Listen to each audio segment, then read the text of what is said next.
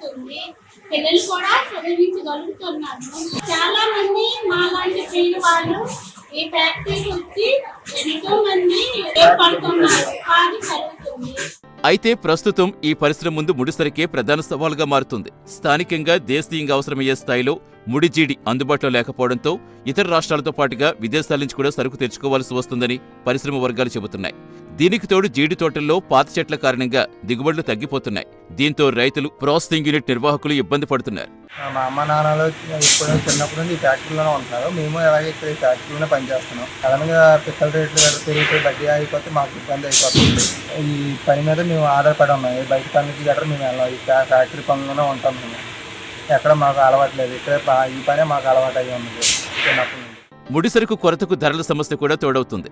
2026 జూలైలో ముడి జీడి ధరలు పెరిగిన తయారైన జీడిపప్పు ధర కిలోకు సుమారుగా 700 రూపాయల దగ్గరే ఉండడంతో ప్రాసెసింగ్ యూనిట్ నిర్వహణ కష్టంగా మారింది.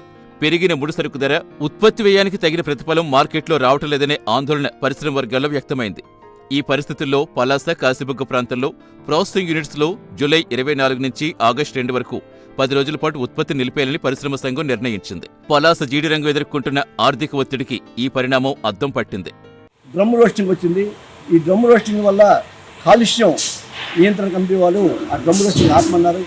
ఈ డ్రమ్ రోస్టింగ్ ఏ విధంగా ఉంటుందంటే 2000 డిగ్రీల సెంటీగ్రేడ్ హీట్ ఆ డ్రమ్ము వేడెక్కించి దాంట్లో పిక్కలు వేసి తద్వారా పిక్కలు బర్న్ అయ్యి ఆ పిక్కలు బయటకు వచ్చాక మళ్ళీ మాన్యువల్గా కట్ చేసి ఆ పప్పును తీసి ఆ పప్పుని హాట్ హౌస్లో వేసి అది ఒలిచి అప్పుడు పప్పు అమ్మేవారు.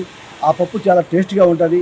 కాకపోతే ఆ పప్పులో ఎటువంటి విటమిన్స్ కానీ ఎటువంటి క్యాలరీస్ కానీ పూర్తిగా ఉండవు. దానికి కారణం ఏంటంటే 2000 డిగ్రీల్లో అవి బర్న్ అవ్వడం వల్ల విటమిన్స్ అన్నీ కూడా బర్న్ అయిపోతాయి. ఇది ఎక్కడ కూడా ఎక్స్పోర్ట్కి పనికి రాదు. ఇండియాలో అది అందరూ కూడా టేస్ట్గా కొనేవారు. అది కూడా మనం కొన్నాళ్ళు దాంతో కూడా మేము లాభాలను కానీ మంచి ఆనందాన్ని ఆస్వాదించాం.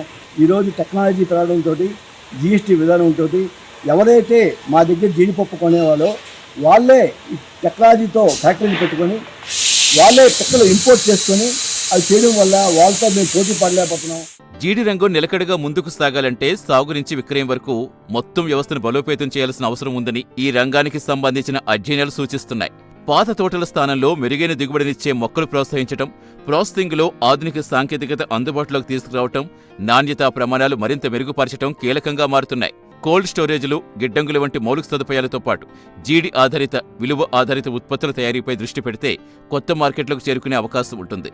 రైతు గిట్టుబాటు ధర, పరిశ్రమకు అవసరమయ్యే ముడిసరుకు, కార్మికులకు నిరంతరం పని లభించేలా సమన్వయం సాధించటం ఈ రంగం భవిష్యత్తు కీలకంగా మారింది.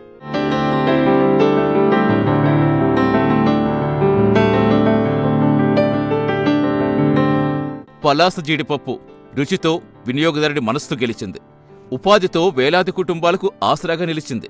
శ్రీకాకుళం జిల్లాకు ప్రత్యేక గుర్తింపు తీసుకొచ్చింది. జీడి తోటలో రైతు మొదలుగా ప్రాసెసింగ్ యూనిట్లో కార్మికుడు, మార్కెట్లో వ్యాపారి వరకు ఒక పెద్ద జీవన చక్రం నడిపిస్తున్న పరిశ్రమిది.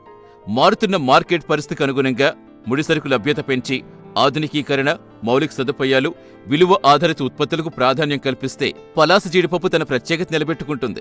మరింత విస్తృతమైన మార్కెట్ను అందిపుచ్చుకుంటుంది.